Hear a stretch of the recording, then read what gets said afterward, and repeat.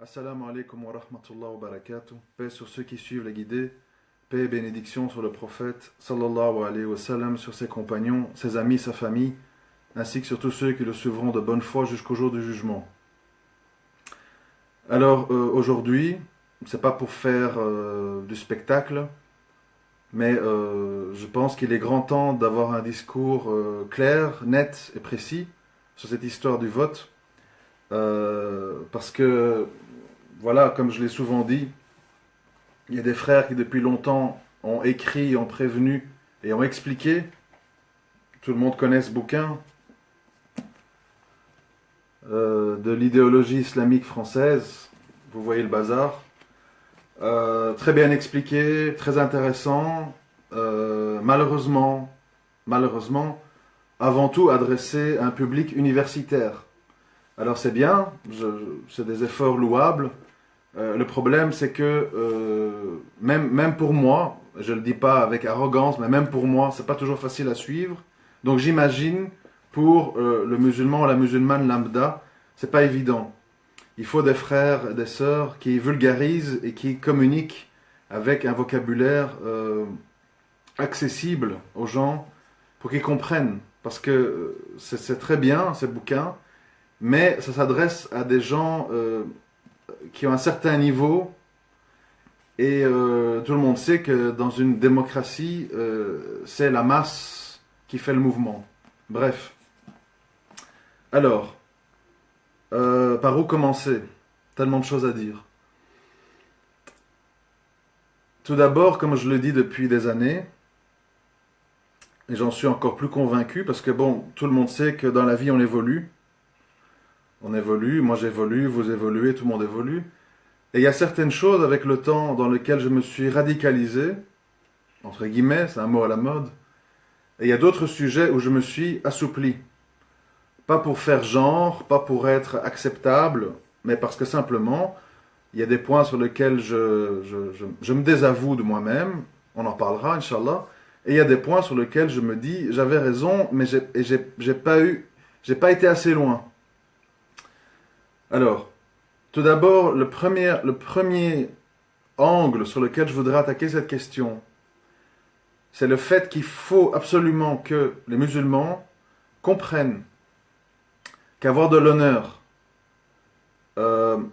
avoir un attachement à sa religion, ça ne signifie en aucun cas être un extrémiste, un radicaliste, un terroriste, un empêcheur de vivre ensemble, etc. Entendons-nous bien, quand on parle de terrorisme, si on veut faire un parallèle en islam avec le principe de l'alcool ou du riba, c'est en fait tous les gens qui, passivement ou activement ou insidieusement, collaborent au meurtre, à l'assassinat de civils innocents. Et tout le monde sait, ou j'espère, que quand on parle de terrorisme, on ne parle pas que de la personne qui pose une bombe ou qui tue. Il y a les gens qui donnent une validation théologique, il y a les gens qui ne disent rien, il y a les gens qui disent « il a eu le courage de faire ce que moi je pense, mais que j'ai pas le courage de faire ». Pour moi, tous ces gens sont complices. Pourquoi je dis ça, dans ce thème du vote? Parce qu'il ne faut pas se méprendre, mes frères et sœurs, quand un homme politique, qui est donc écouté par des centaines de milliers de gens qui vont voter pour lui, quand un homme politique se prononce ou ne se prononce pas sur une question, il a une énorme responsabilité. Et donc, quand un politicien, face à des massacres tels que l'attaque chimique qui a eu lieu il y a une semaine ou deux, minimise, ne dit rien ou parle de complot, ce sont en fait pour moi des terroristes. Ce sont en fait des gens qui avalisent par leurs propos des actes condamnables. Et donc, est terroriste, musulman ou non, toute personne qui est complice d'actes inacceptables. Pourquoi je dis ça? Parce qu'on a aujourd'hui, je ne vais pas faire la liste de tous les gens qui se présentent à l'élection, Ça ne sert à rien. On va parler de ceux qui sont, malheureusement, ceux qui sont arrivés à séduire les musulmans. Je parle de qui? De Jean-Luc Mélenchon et de François Asselineau. C'est ce que j'entends le plus autour de moi. Alors, je sais que certains d'entre vous qui sont éveillés sur cette question se disent comment c'est possible, on a toutes les preuves du monde que Mélenchon est un franc-maçon, communiste, pro-Bachar, pro-russe, machin. Et pourtant, on a des gens qui sont loin d'être comment on appelle, des gamins de quartier, qui défendent, qui marquent sur leur page Facebook « Votez Mélenchon », qui militent, qui s'impliquent et qui se prononcent. Et certains donc d'entre vous se disent « Comment c'est possible ?» C'est quand même des gens instruits. Je vais pas trop citer des noms parce que c'est pas important. Je laisse ça à d'autres. Je parle des concepts. C'est possible, je vais vous dire pourquoi. Parce que certains musulmans réfléchissent et prennent des décisions dans leur vie avec ceci. D'accord? Tout le monde voit, tout le monde lit. C'est un peu usé, mais vous avez compris. Et certains musulmans prennent des décisions et des choix de vie et d'opinion avec ceci. D'accord? Et là, vous avez la première réponse à vos questions. Quand on a une mentalité blédarde, esclave de maison, mendiant, comparable à un chien qui demande un os à ronger, évidemment, on pense à ça. Ma carte de séjour, ma carte de crédit et mon compte en banque. Et ça, c'est pour décorer, c'est pour chanter à Tarawih et c'est pour faire le ramadan. Pour le reste, c'est dans ma bibliothèque pour décorer. Et on va lire quelques versets quand il y a un mort à enterrer. C'est ça qui se passe, mes frères et sœurs. C'est aussi simple que ça. Évidemment, les gens qui ont souffert, qui ont pleuré pour avoir leur papier, leur passeport, etc., ils vont toujours réfléchir en termes de quel politicien va me faciliter mon implantation en France, en Belgique, etc. Il ne réfléchit pas par est-ce que Allah Azawajal et le prophète sallam, qu'est-ce qu'ils vont penser si dimanche je vais aller faire la file avec ma carte d'électeur pour dire je vote Asselineau, je vote Mélenchon. Et si on dit ça, n'écoutez pas les chers Google, les chers YouTube. C'est des gens qui veulent nous diviser et peut-être même qui sont payés par les sionistes. Parce qu'ils veulent que l'extrême droite gagne en France pour qu'on ait la vie difficile. Vous voyez le mécanisme. Ça, c'est le mécanisme du chien. Du vautour qui cherche un peu de viande qui reste sur une carcasse pour pouvoir manger le peu de viande qui reste. Après que les lions, les chacals, les hyènes sont passés, il reste quelques bouts de viande pour les vautours. Alors les vautours tournent. Et disent, lui, il est bien, bon, il a dit ça qui vont pas, mais bon, truc, il y a quand même ça. Ah, lui, oulala, il me semble que ça, mais bon, truc, maslaha, moindre mal. Alors, cette histoire de moindre mal, elle pourrait être acceptable et discutable s'il n'y avait pas un problème de fond. Un problème de fond que beaucoup de non-musulmans ont déjà compris. Ce problème de fond, il est lequel? Il est lequel, c'est le principe que le problème, c'est pas la personne. C'est pas la personne que vous envoyez à l'Élysée, le problème. Hollande, Hamon, Macron, Fillon, Mélenchon, on est noyé sous les on. Bon. Le problème, c'est pas la personne. Le problème, c'est le système. Et c'est quoi le système? En tout cas pour nous les musulmans, que nous avons devant nous. Le système, c'est des êtres humains qui sont malades, qui sont menteurs, qui sont ingrats, qui sont corrompus, qui ont soif de pouvoir. Tous, ils sont là avec leur page Facebook, leurs vidéos YouTube, votez pour moi, UPR, truc, communiste, la dernière chance, on va révolutionner le système. Je fais des conférences avec des hologrammes dans toute la France, j'ai le permis de faire des conférences devant des milliers de personnes, mais je suis anti-système. Vous connaissez? On n'est quand même pas des babouins. Vous connaissez un seul vrai anti-système qui a le droit de louer des grandes scènes et de faire des conférences publiques avec l'applaudissement de l'État, de la police, etc. Depuis quand un rebelle ou un anti-système est invité par le système à la télévision, sur la place publique, à la place de la République, à parler? Est-ce que vous croyez vraiment que c'est possible? Moi, j'en appelle à la logique, au bon sens. Puisqu'apparemment, la religion, c'est devenu une affaire honteuse. T'es un wahhabite, t'es un extrémiste, tu vas nous faire mal voir, tais-toi. Tu veux retourner en prison, salaud? Non, je dis pas ça. Je dis qu'il faut pas tout mélanger.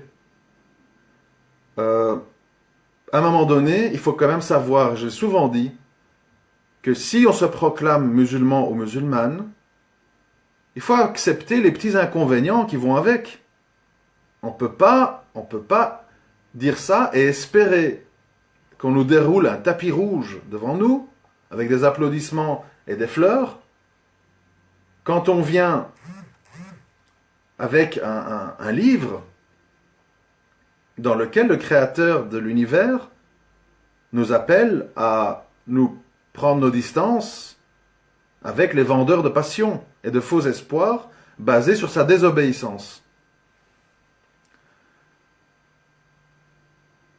Alors, pour revenir au sujet et pas trop me dissiper, et j'essaye de rester calme, c'est très difficile pour moi. On va vous dire, oui, mais tu as vu les dictatures dans le monde arabe, c'est ça que tu veux, etc., etc. Donc, on vous met devant des non-choix. Pourquoi? Parce que le but est de vous mettre dans une impasse. Une impasse, pourquoi? Pour vous coincer et vous faire sentir mal. Mais nous n'avons pas accepté ce chantage affectif. Pourquoi? Parce que la situation qui est devant nous, elle est extrêmement claire. Quand les pays où l'islam est majoritaire sont gouvernés par des tyrans qui tuent, qui violent, qui torturent, qui affament et qui achètent des armes principalement pour les utiliser contre leur propre peuple, tout le monde applaudit. Hein? Ah, quand même, hein, quand il y avait Kadhafi, Saddam Hussein et Bachar, c'était bien, il y avait la sécurité, et les Arabes avaient des bonnes universités, et tout était foutu en l'air maintenant avec ces agents de la CIA qui sèment le chaos partout. Oh, quelle tristesse, c'était tellement beau avant. Et puis, quand le tyran ne convient plus, parce que le jeu a changé, alors on nous dit, comme l'Occident nous dit maintenant, « Oh là là, Kadhafi n'est plus acceptable, Bachar, ça va plus, etc. » Et nous, en fait, on est pris dans ces émotions. Ah, il est bien, ah, il est pas bien. Ah, Bouteflika est un espèce de zombie, marionnette, mais truc... Ah, il est plus bien. Ah, d'accord, il n'est plus bien. Donc, en fait, on est là entre le nationalisme, l'amour des tyrans, et puis tout d'un coup, le désaveu des tyrans. Oui, le désaveu, à condition que vous chantez « Liberté, liberté » à quand les chariots de la Gay Pride au Caire et à Alger. Alors là, on dit « Bravo, ah, oui, voilà, c'est ça qu'on veut. Ouvrez les LGBT, les mères porteuses, etc. » Voilà, ah, belle, ça c'est ce qu'on veut de vous. Et à chaque fois que vous venez avec l'idée d'un État islamique, ça veut dire un État régi par toutes les lois de l'islam, pas que les peines corporelles, qui sont des choses de dernier recours, rarement appliquées. Quand on parle des valeurs de l'islam, on parle de justice sociale, équité, partage, etc., etc. Là, plus personne, là on siffle la fin de la récréation. Il n'y a plus personne qui est d'accord. Citez-moi, citez-moi, citez-moi un seul politicien français, puisqu'on est en France, qui dit clairement, les musulmans ont le droit d'être gouvernés par l'islam dans les pays où ils sont majoritaires, à condition qu'ils ne nous agressent pas, qu'on peut discuter avec eux par diplomate interposé, etc.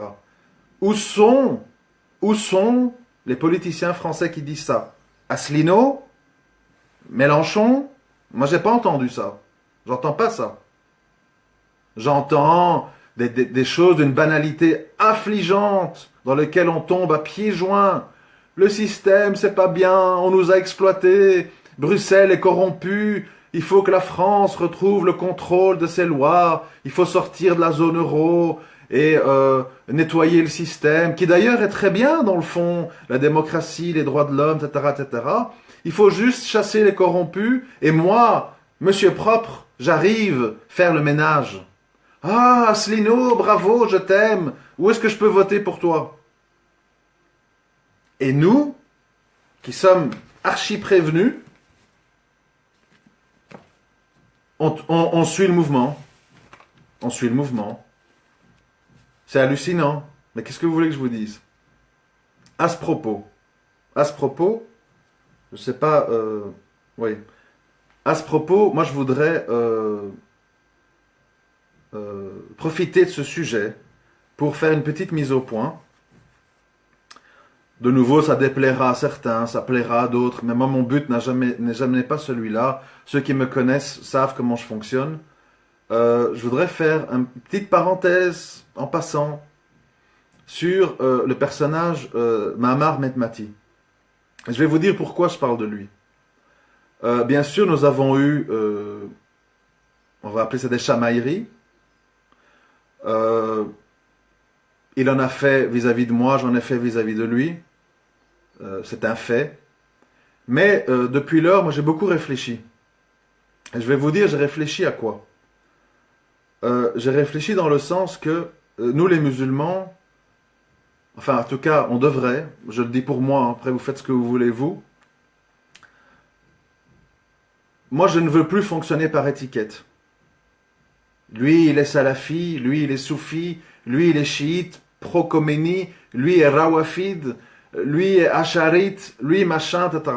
On est tous dans des étiquettes et à la fin on s'y perd.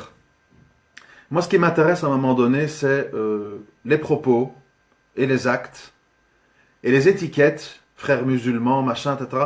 C'est pas très intéressant parce que finalement tout le monde se donne l'étiquette qu'il veut bien porter. Chaque fois qu'on dit à Tariq Ramadan vous êtes un frère musulman parce que votre oncle ou votre grand-père, je sais pas quoi, Hassan el-Banna, il dit non, non, non, moi je suis pas d'accord avec les frères musulmans, je suis pas frère musulman, etc. Quand on dit un chiite, tu es chiite, truc, machin, non, non, non, moi je suis d'une tendance qui dit pas ça. Quand on dit tu es salafi, non, moi je suis pas matraliste, je suis machin, je me désavoue de matrali. Bon, donc moi je juge tous ces débats très inintéressants. Moi à un moment donné, ce qui m'intéresse, à mon niveau d'évolution actuel, après je vais peut-être continuer à évoluer vers d'autres choses, je ne sais pas, c'est, je m'intéresse en fait à la personne comme elle se présente. Comme elle se présente. Moi je ne lis pas les cœurs et je ne veux pas sonder l'invisible comme parfois j'ai pu le faire par le passé, à tort, je le dis franchement. Alors à un moment donné, si je parle de Maamar Metmati, qui il est dans le fond? Finalement, moi ça m'intéresse pas beaucoup, ce qu'il est dans le fond. On ne le saura jamais, et puis même si on le sait, c'est peut-être faux, parce que on nous aura manipulés dans un sens ou dans un autre. Moi, ce qui m'intéresse à un moment donné, ce sont les faits. Et au niveau des faits, moi, qu'est-ce que je voudrais dire? Les points de désaccord que j'ai avec lui, on en a souvent parlé. Ce sont des sujets que je suis toujours en désaccord avec lui. On pourra éventuellement en débattre un jour. Les histoires de Coran incomplet, etc., etc. Par contre, ce que je voudrais dire, c'est que ce personnage, avec ses défauts, avec ses excès, avec son style qui peut déplaire, j'en conviens, a quand même mis à un moment donné le doigt sur un véritable problème, jusqu'à dernièrement avec sa vidéo de plus de 2 heures, je crois, où il débat avec un converti à propos du fait de prêcher à des chrétiens, etc. il a quand même mis le doigt sur un vrai problème, sur lequel je pense les gens de bonne volonté devraient s'attarder. C'est la question des priorités. En effet, on nous a beaucoup baladés. Les convertis comme moi et d'autres convertis que je connais, encore plus. Ça fait des années qu'on nous balade. On nous parle de la musique, on nous parle du voile, on nous parle des burkinis, on nous parle des minarets, on nous parle des permis de bâtir pour les mosquées, on nous parle de je sais pas tout quoi, enfin, de la viande halal, AVS, les cachets, les machins, etc. Et nous, on se fait tous balader là-dedans. Oui, le burkini, parce que quand même, nos sœurs, elles ont aussi le droit en tant que françaises, blablabla, etc. Bon. Mais à un moment donné, il faut revenir au cœur du problème. À un moment donné, c'est qui sommes-nous? Allah subhanahu wa ta'ala nous appelle à quoi? Et qu'est-ce qui est le plus important? Et en effet, Maître Mati a quand même fait un travail de dénonciation méthodique de toute une série de gens qui, il ne faut pas sous-estimer ça, hein. Le fait que des gens comme, je ne sais plus le nom, Boujrafil ou Bajrafil, je ne sais plus exactement, Bajrafil, Iqiyoussen et compagnie, vous connaissez toute la liste, hein. Ce sont des gens qui ont un énorme impact sur la communauté musulmane. Ils prêchent et ils diffusent des vidéos écoutées par 100 000, 150 000 personnes, plus tout ce qu'ils disent dans leurs conférences, etc. Et par exemple, dans ce débat qu'il a eu avec ce frère converti qui a pris comme cheval de bataille le fait de parler et échanger avec des chrétiens, il dit, à juste titre, mais dans la situation actuelle dans laquelle nous sommes, est-ce que la priorité absolue, ce n'est pas de s'adresser aux musulmans, à ceux qui se prénomment musulmans, à ceux qui se réclament de l'islam, pour les empêcher, pour les prévenir de tous les pièges qui les entourent. Et notamment, le plus grand piège, c'est de quelle façon on veut les amener à commettre des grands péchés. Effectivement, comme il l'a dit, je m'excuse, il faut être honnête, hein. Moi, je suis quelqu'un qui essaye d'être honnête, et je me trompe, et quand je me trompe, je le reconnais. Je m'excuse, mais la priorité n'est pas à gambader les séminaires avec des chrétiens pour dire oui, mais truc, le Fils de Dieu, parce que si Dieu se met dans le corps d'un homme, ça veut dire qu'il se limite à une apparence, ce qui peut amener à du racisme, etc. D'ailleurs, dans la Bible, il est dit que, corroboré par le Coran, on peut faire ça. Mais ce qu'on oublie dans ce débat-là, c'est qu'on est confronté à des gens qui ne sont pas gouvernés par la logique, qui ne sont pas gouvernés par le bon sens, qui ne sont pas en quête de vérité. Nous sommes en face de gens qui sont gouvernés et envahis par leur passion. Vierge Marie, sauve-moi, Jésus, mon Seigneur, sont des gens donc, qui ont une conviction sur ces sujets-là, qui n'est pas basée sur aucun texte, nulle part, ni dans la Bible, ni dans le Coran. Et Isa et Salam, donc Jésus, se proclame le Fils de Dieu, et qu'il est le Seigneur qu'il faut vénérer, et qu'il faut foutre des croix chez soi, et qu'il faut voir des statues de Marie dans des arbres dans lesquels on fait des pèlerinages en dessous, où on va se tremper à Lourdes dans de la flotte pour retrouver l'usage de ses jambes. On a affaire à des gens qui ne sont plus gouvernés par leur raison. On a affaire à des gens qui sont gouvernés par des convictions qui ne sont pas corroborées ni par une sunna, ni par des paroles divines. C'est un autre débat, mais c'est pour dire que effectivement, le travail que Maître Mati a fait, et je connais toutes les critiques qu'on fait sur lui, mais moi j'aimerais bien voir l'équivalent chez d'autres. Où sont les dénonciations de sunnites autoproclamés sur toute cette mascarade dans laquelle on vit? Où sont les dénonciations claires sur Iqiyoussen, sur Ramadan, sur Oubrou et compagnie? Il n'y a pas grand-chose à se mettre sous la dent. Donc à un moment donné, c'est bien beau d'hurler aux chiites, aux chiites, aux chiites. Peut-être qu'il est chiite. Je l'ai souvent dit, c'est possible qu'il est chiite. Mais le problème, est-ce que c'est parce qu'il est chiite? Et je vous rappelle que dans le chiisme, il y a des branches. Les rawafites sont des extrémistes. Il y a d'autres chiites moins radicaux. Enfin, c'est un autre débat que d'autres frères connaissent beaucoup mieux que moi.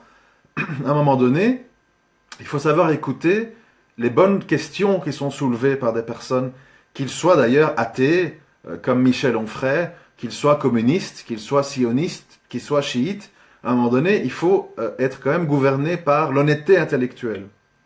Moi, j'ai dit, et j'ai redit, j'ai tout à fait conscience que Michel Onfray est un athée, un libertin même, mais je dis simplement, il essaye dans sa mécréance, il essaye dans son rejet de l'islam à être un tant soit peu objectif et de tenir des propos un minimum cohérent et honnête dans sa malhonnêteté. Comprenez? Et c'est ce qui nous manque le plus aujourd'hui. C'est en fait la prise de conscience des priorités absolues.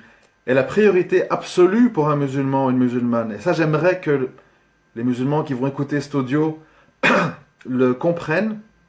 Je ne demande pas qu'on m'aime, je ne demande pas qu'on adhère à tout ce que je dis. Je veux simplement faire un rappel là-dessus. Il faut que les musulmans comprennent et se gravent dans le cerveau, se tatouent sur le bras s'il faut, le seul péché qu'Allah ne pardonnera pas, c'est le fait de lui associer le shirk.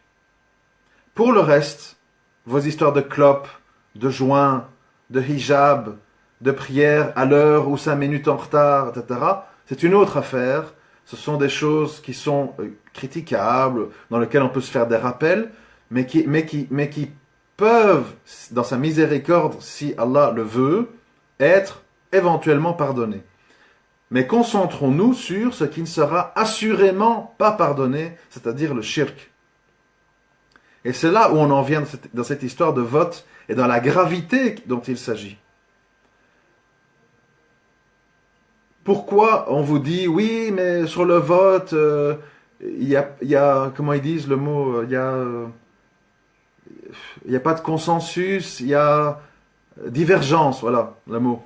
Il y a divergence, etc., etc. C'est parce qu'en fait, pour ces gens qui disent ça, ils voient pas de shirk là-dedans. Ils pensent que c'est la maslaha, le moindre mal. Alors que dans le fond, si on enlève les histoires de il est plus ou moins pour ou contre le voile, il est plus ou moins raciste, vous savez, on est là à essayer de trouver la petite phrase chez Benoît Hamon, chez Mélenchon, qui est un peu plus acceptable que Fillon ou Marine Le Pen pour dire « Ah, enfin une bouée d'oxygène, on a trouvé un moins raciste, ouf, je sais à qui donner mon vote. » On en est là, hein. Le fond de l'histoire, c'est quoi? C'est que nous avons affaire, qu'on parle d'Asselineau, de n'importe qui, on a affaire à des gens qui disent « Moi, être humain, qui va aux toilettes, qui est malade, qui va mourir, qui est corrompu, qui aime le pouvoir, qui aime l'argent, etc. Moi et mon équipe, on va voter des lois plus justes, plus équitables, plus acceptables que celles qui sont écrites ici. Ça, vous pouvez, hein. Vous pouvez aller prier à votre mosquée, vous pouvez faire votre ramadan, vous pouvez bouffer votre mouton à l'Aïd, vous pouvez réserver votre ticket pour le Hajj à 6000 boules. Vous pouvez. Oui, votre mariage, les you-you, vous bloquez le périph', vous faites les singes. Ça, vous pouvez faire. Mais attention, quand on parle de ça,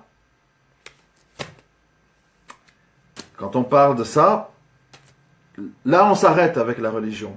Là vous la mettez chez vous et vous nous laissez faire. Nous les gens compétents, on sait mieux que Allah subhanahu wa ta'ala qu'est-ce qu'il faut faire et qu'est-ce qu'il faut voter ou pas voter. Et nous sommes d'ailleurs tous d'accord pour dire que les chariots de la Gay Pride, c'est très bien, etc. Parce que le comble, écoutez vraiment bien ce que je vais vous dire, un peu choquant, mais c'est pas grave. Parce que le comble de cette affaire, si on veut pousser le bouchon très, très, très, très loin, j'en conviens, très, très loin, c'est que le comble de cette affaire, c'est que les gens dont on vous dit qu'ils sont un danger, en l'occurrence Fillon et Marine Le Pen, le comble du comble, c'est que ces gens, c'est les moins éloignés de ce que Allah subhanahu wa ta'ala déteste par rapport à l'homosexualité, par rapport à la famille, etc., etc. Mais on vous dit, eux, c'est les plus dangereux. Il ne faut pas voter pour eux. Il faut voter pour ceux qui vous disent athéisme, laïcité, république, vive les homos, vive la drogue, etc., etc. Vive Bachar, vive Poutine. Pourquoi? Parce qu'ils ne vont pas nous mettre dehors. Ils ne vont pas nous mener la vie dure. Les valeurs qu'ils défendent, c'est pas grave. Ce qui est grave, c'est Marine et Fillon qui parlent de famille, contre l'avortement, contre les homos. Ça c'est pas bien. Ah non, non, non, non. Nous, on est avec les homos et trucs. Donc vous voyez, c'est non seulement le vote, vous avez compris qu'évidemment, je dis qu'il ne faut pas voter, mais en plus, les gens dont on vous dit que c'est dangereux de voter pour eux, c'est eux qui sont le plus susceptibles de défendre certaines valeurs en commun avec nous. Vous comprenez? C'est d'ailleurs pour ça que bien souvent, je pense que vous avez déjà fait la réflexion, bien souvent quand on voit l'idéologie des gens d'extrême droite, par exemple, je parle de gens d'extrême droite éveillés, je ne parle pas du skinhead avec ses tatouages de croix et qui ne sait pas aligner trois mots, je parle des gens d'extrême droite éveillés, instruits, comme par exemple les vidéos que vous pouvez voir sur YouTube du cercle Aristote. Allez voir, hein, pour ceux qui ne connaissent pas. Ce sont des gens d'extrême droite, conservateurs. Ce ne sont pas des skinheads ou des nazis, ce sont des gens de droite avec des valeurs. Bon. Ces gens-là ont beaucoup plus de points en commun avec nous que Mélenchon, Asselineau et toute la bande. Mais le problème, c'est comment on réfléchit en immigré, comment on réfléchit en blédard, comment on réfléchit avec ça, et avec ça, eh bien, on dit, tant pis pour mes valeurs, je m'en fous, c'est pas important. Moi, ce qui compte, c'est que je peux rester ici et construire ma saloperie de mosquée à 15 millions d'euros à Bordeaux. Ça, c'est important. Qu'est-ce qu'on va dire dans ma mosquée? Quelles valeurs on va y défendre? Pas important. On va dire, soyez des bons citoyens, payez vos impôts, nettoyez votre rue, allez voter, bande de salauds, si vous votez pas, vous êtes des traîtres à la Oumma. Voilà qu'est-ce qu'on va dire dans ces belles mosquées à 15 millions d'euros. Vous voyez ce que je veux dire? Donc, le problème, si on est vraiment des anarchistes, si on est vraiment des antisystèmes, si on est vraiment des gens qui veulent se désavouer de la matrice, parce qu'on nous dit, c'est bien beau tout ce que tu dis, tu proposes quoi? C'est quoi ta proposition? C'est beau ce que tu dis, Abou Ryan, mais tu proposes quoi? Moi, ce que je propose, c'est quelque chose de très très simple. Très très simple. Ça se résume à quelques phrases. Ce que je propose, c'est la chose suivante, si je veux mettre des images là-dessus.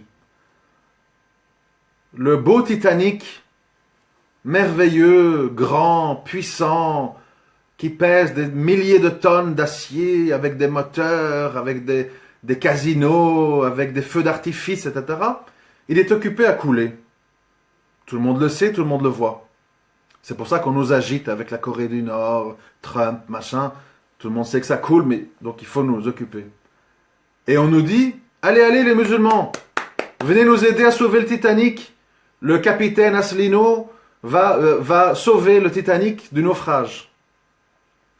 Moi, qu'est-ce que je dis? Je dis, calmez-vous. Ne posez pas de bombes. N'égorgez personne. Ne faites pas d'attentats. Ne soyez pas violents. Montez sur une petite barque en bois. Certes, il n'y a pas de casino, il n'y a pas de diamants et il n'y a pas d'orchestre. C'est un peu morose, c'est vrai. Ramez pour vous éloigner un peu du Titanic. Prenez vos distances. Et laissez les joyeux fêtards faire la fête jusqu'au bout, jusqu'à ce que le merveilleux Titanic ait complètement coulé. Et c'est pas moi qui le dis, c'est le prophète sallallahu alayhi wa sallam. Qu'est-ce qu'il a dit qu'on devait faire à la fin des temps? Qu'est-ce qu'il a dit? retirez-vous sur un flanc de montagne avec vos élevages, vos femmes et vos enfants, et éloignez-vous des gens pour les préserver de votre mal et vous préserver de leur mal. Voilà ce qu'il faut faire. Tout simplement. Et malheureusement, les gens surexcités, émotionnels, etc., eux aussi, ils croient que parce qu'ils vont aller égorger des gens, jeter un camion sur des gens, ils vont changer les choses. C'est l'inverse. En tombant dans la violence, vous nourrissez le système. Je vous l'ai déjà dit dans d'autres audios. À chaque attentat, iTélé et BFM, ils sortent le champagne. Youpi! Allez, on va inviter Axel Bauer et Monsieur Zemmour et toute la bande. Vous avez vu, l'islamisme, c'est la guerre. Allez les Français, rassemblons-nous. Marianne, à l'aide. Montons les barricades. Les méchants islamistes sont à nos portes. Voilà le résultat de la violence. Surtout pas de violence. Surtout pas de violence. Du désaveu pacifique. Du désaveu pacifique. Nous ne collaborons plus, en tout cas de notre mieux, parce que entièrement c'est difficile, j'en suis d'accord. Nous ne collaborons plus à ce système corrompu. Oui, on doit manger, on doit éduquer nos enfants, donc on accepte un minimum de choses, mais ne nous demandez pas d'aller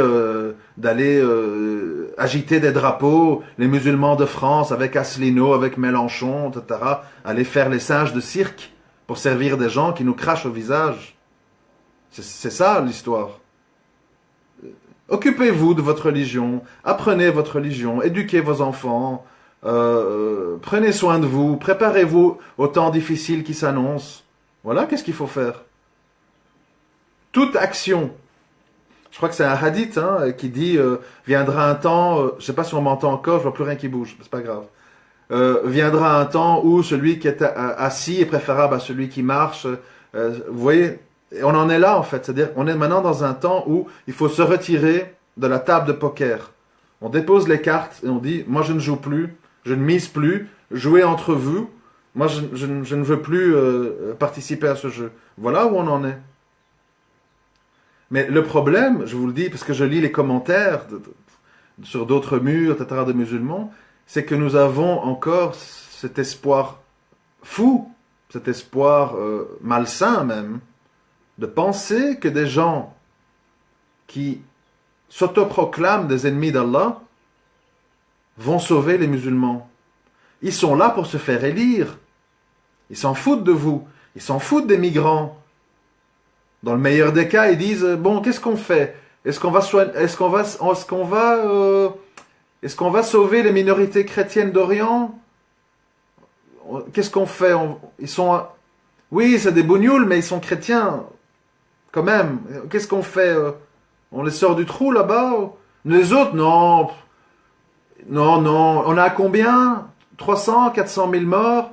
Ouais, on n'est plus à 10 près. Ah, il y a eu des chimiques. Ah, pas bien, hein. Convention internationale, chimique, on peut pas. Hein. Ah non, Bachar, pas de chimique. Jette du TNT, torture, viol. Ça, tu peux. Pas de chimique. Non, ça, c'est pas beau, chimique. Non, ça, c'est... Non. Ça nous rappelle les chambres à gaz, Hitler. Ça, c'est pas bien. Oui, non, charcute, tue, enterre vivant. Ça va. Mais pas de chimique, Bachar, non. Voilà. Je veux dire... Je crois pas qu'il faut être un être super génial pour comprendre ça. Nous sommes au milieu d'un carnaval de mauvais goût, et je répète, je peux pas le dire autrement, je le répète à longueur d'audio, et c'est valable pour tout le monde, hein, musulmans, non musulmans, parce qu'il y a beaucoup de non musulmans qui m'écoutent. La meilleure attitude à avoir dans le genre de scénario dans lequel on est, au niveau économique, au niveau géopolitique, au niveau social, etc., c'est de je dis de ne plus jouer. Je ne joue plus. Je me retire, je m'occupe de mes animaux, de mes enfants, de ma femme, je lis, je m'instruis, je cherche un épanouissement personnel. Et pour le reste, c'est beaucoup trop tard. C'est beaucoup trop tard parce que nous sommes... je répète cette image du Titanic parce que c'est la meilleure image que je vois. Nous sommes maintenant dans un système mondialisé où l'Internet et les télés sont partout. même au fin fond des campagnes d'Algérie, de Tunisie, où il y a une idéologie mondiale unique. Hein, ce n'est plus le Dieu unique, c'est le marché unique, dans lequel on a installé les mêmes espoirs, et les mêmes désirs, et les mêmes projections d'espérance dans le monde entier. Je veux dire, tout le monde veut une Mercedes, tout le monde veut amener ses enfants à Euro Disney, tout le monde veut bouffer du Nutella, etc. C'est mondial, c'est trop tard. Et vous aurez beau faire des conférences, ou même les audios que je fais. Les audios, moi je suis pas, je suis pas utopique. Je sais parfaitement bien que quand j'écris ou que quand je parle, les 3/4 des gens qui regardent sont préconvaincus. Donc en fait, on ne change pas grand-chose. C'est des gens qui ont déjà compris. Parfois, il y a une ou l'autre personne en plus qui dit « Ah tiens, il a donné un exemple qui m'interpelle et ça modifie sa vision des choses. » Mais il faut pas être arrogant, il ne faut pas être un but de sa personne. Nous avons des moyens de communication et de propagation d'idées dérisoires par rapport aux machines médiatiques qui sont omniprésentes aussi bien à la télé que sur le net. Et on doit se contenter de petites victoires. Et ces petites victoires, ça commence par se changer soi-même. Déjà un grand travail, croyez-moi. Et essayer d'instruire et d'éveiller ses proches. Moi-même, tout le monde me dit Abou Rayhan. Moi-même, j'ai pas réussi cette mission. Tout mon entourage ne m'a pas compris. Au contraire, une minorité de mon entourage proche m'a compris. Pourquoi? Parce que il faut avoir la modestie de dire à un moment donné, c'est le créateur des cieux et de l'univers qui change les cœurs. Vous avez beau dire aux gens, la pluie mouille, 1 + 1 = 2, etc. On vous dit oui, mais. Mais pourquoi? Pourquoi mais? Vous savez ce fameux mais. Pourquoi mais? Parce que il faut comprendre. Moi, je ne jette pas la pierre. Je comprends la faiblesse humaine. L'humain, bon là, on est un peu en dehors du sujet, mais c'est pas grave. L'humain subit des épreuves dans sa vie. Des divorces, la perte d'un enfant, comment on appelle ça, des disputes familiales, des ruptures, des chagrins d'amour, des pertes d'emploi, etc. La liste est longue. Et l'humain, pour continuer à vivre, se raccroche à certaines passions. Pour certains, c'est le joint. Alors vous les voyez avec des t-shirts, avec la ganja, legalize it, machin, etc. Parce que le joint est la seule chose qu'il a apaisée dans sa vie. Il a été déçu par son père, par sa mère, par ses enfants, par son patron. Et le joint l'a calmé, l'a donné un peu de répit dans sa souffrance. Et donc le joint, le cannabis, devient une espèce de religion. Et on peut multiplier les exemples à l'infini. Tel chanteur a fait des chansons qui m'ont touché. Quand mon mec est parti, cette chanson d'amour m'a consolé. Donc ce chanteur, je vais à ses concerts, j'ai des posters chez moi. Vous voyez là où je veux en venir. C'est-à-dire que les humains subissent des souffrances et donc se raccrochent à des passions pour s'apaiser. Et donc, voilà la suite. Et donc, c'est très difficile pour ces gens. Enfin, quand je dis ces gens, nous tous, d'un moment donné, abandonner des passions sur la base d'une foi. Une foi, par définition, invisible et dont les effets ne sont pas mesurables scientifiquement. Le paradis, l'enfer, oui, bon, c'est quoi, c'est qui peut-être que oui, peut-être que non. Obéir à Allah, oui, bon, mais qui a dit ce qu'Allah attend de nous? C'est des hommes qui ont écrit, qui ont rapporté le Coran. Qu'est-ce qui est vrai, qu'est-ce qui est faux? Est-ce que ça n'a pas été trafiqué? Vous voyez ce qu'on appelle en arabe le waswas shaitan, donc je ne sais pas comment on traduit, enfin bref. Et donc, il faut avoir de la miséricorde quand on s'adresse aux gens, notamment dans cette histoire de la politique. La politique, c'est quoi? Pourquoi vous croyez que des musulmans et des non-musulmans vont dans les rues, depuis l'époque je vois ça, hein. Ségolène, on est avec toi, les musulmanes de France, on est avec toi. Hollande, drapeau de l'Algérie, de Tunisie quand il a gagné. Et maintenant, Mélenchon et Asselineau. Parce en fait, c'est quoi le fond de l'affaire? Ces gens souffrent. Ils souffrent d'islamophobie, de racisme, difficulté de trouver un logement, difficulté de trouver un travail, difficulté d'éduquer leurs enfants dans l'islam. Et donc, ils sont à la recherche d'un espoir. Et c'est l'espoir qui fait accepter aux gens l'imposture. C'est l'espoir. On a l'espoir que tel politicien va apaiser mes souffrances. Il a l'air plus honnête que les autres. Il a l'air plus sincère que les autres. Et en fait, c'est quoi qu'on a devant nous? En fait, on a un jeu d'acteurs. On a un jeu d'acteurs. Ce que, par exemple, pour ceux qui connaissent, parce que tout le monde n'est pas français, ce que ce fameux Mélenchon a compris. Il a compris que le peuple était blessé, que le peuple avait peur, que le peuple perdait son travail, que le peuple était en situation d'insécurité générale. Et donc il vient avec un message populaire. Idem pour Marine Le Pen. Voilà pourquoi il est fort possible, et ce serait assez grave, il est fort possible qu'on se retrouve devant deux personnes qui tiennent un jeu d'acteurs populaire, Marine Le Pen et Mélenchon. L'extrême droite et l'extrême gauche. Parce que il faut savoir une chose que j'ai aussi souvent écrit.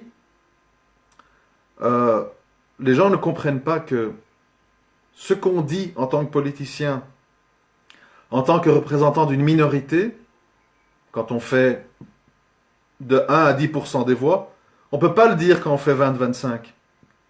Quand on est aux portes du pouvoir, à ce moment-là, on doit changer son discours. Parce qu'il y a des pressions. Le marché, les banques, la bourse, machin. Et on ne peut plus tenir les mêmes propos. On peut avoir un discours révolutionnaire tant qu'on est petit. Parce que, jusqu'à nouvel ordre, dites-moi si je me trompe, mais aucune de ces personnes n'appelle à des révolutions violentes. Ils appellent à des révolutions qui respectent la Constitution, qui respectent machin, qui respectent ceci, etc. C'est-à-dire qu'on va changer le système dans le système. C'est évidemment faux. Mais le problème, on fait tous des constats, c'est très bien, j'en fais depuis des années des constats. Le problème, c'est qu'à un moment donné, il faut avoir l'honnêteté de dire aux gens l'issue de tout ça. Et l'issue, comme je l'ai souvent dit, et je le répète, des gens comme les témoins de Jéhovah, les hippies, les altermondialistes, ils l'ont compris avant nous. L'issue, c'est sortir du jeu. Je l'ai dit, alors on me le reproche, mais c'est ce que je vois, c'est la vérité. Les altermondialistes, on va les appeler comme ça, les hippies, les altermondialistes, on dit, moi ce système, je l'aime pas. Je trouve qu'il est injuste, je trouve qu'il est corrompu. On pollue, tout a une valeur marchande, etc. Moi, je me désavoue du système, je pars vivre à la campagne, j'ai des panneaux solaires, j'ai des toilettes sèches, j'ai des animaux, j'ai mon potager, et moi, je joue plus, ou le minimum, je vais un peu au magasin quand il me manque des choses, je joue le minimum. On peut pas ne plus jouer parce qu'on doit vivre au milieu de ces gens, mais le minimum.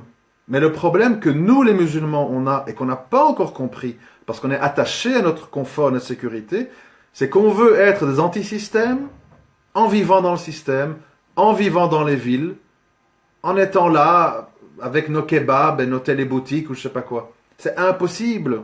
C'est impossible. Alors évidemment, c'est pas populaire de dire ça, parce que tout le monde veut dire on va pouvoir tout changer sans que vous n'ayez aucune conséquence dans vos vies, sans que vous n'ayez aucun sacrifice à faire. Ça, ce sont des vendeurs de rêves. Comme tous ces imposteurs qui malheureusement occupent les 3/4 de nos mosquées, leur but c'est de dire viens à la mosquée le vendredi, laisse ton petit billet dans le sac en plastique quand on te dit fils Abilillah qu'on doit agrandir la mosquée, va voter, paye tes impôts, et surtout pas trop d'écoles confessionnelles, il faut être des bons citoyens, et tout ira bien, on se charge de tout. Et donc, je ne sais plus pourquoi je disais ça. Et donc, pour revenir donc au vote et également à Mamar, Metmati, etc., c'est qu'à un moment donné, il faut des priorités. Et la priorité, pour tous ceux qui se désavouent du système, musulman ou non, c'est d'accepter une vie en marge. avec les inconvénients qui accompagnent cette vie en marge. Moi, par exemple, j'ai compris la théorie de tout ça. Vous voyez bien, je théorise, je parle. Mais j'ai conscience que c'est utile, sans doute, hein, oui, c'est utile pour certaines personnes qui n'ont pas compris tout ça. Mais il faut maintenant que je travaille sur moi-même pour trouver la force de me désavouer, comment on dit, me désavouer physiquement dans ma vie de tous les jours de tout ça. C'est-à-dire qu'à un moment donné, il y a la théorie, et puis il y a la mise en pratique. Et ça, pourquoi je dis qu'il faut travailler sur soi-même? Parce que on a beau philosopher. Prenons l'exemple de Marc-Edouard Nab. J'ai vu toutes ces dernières vidéos.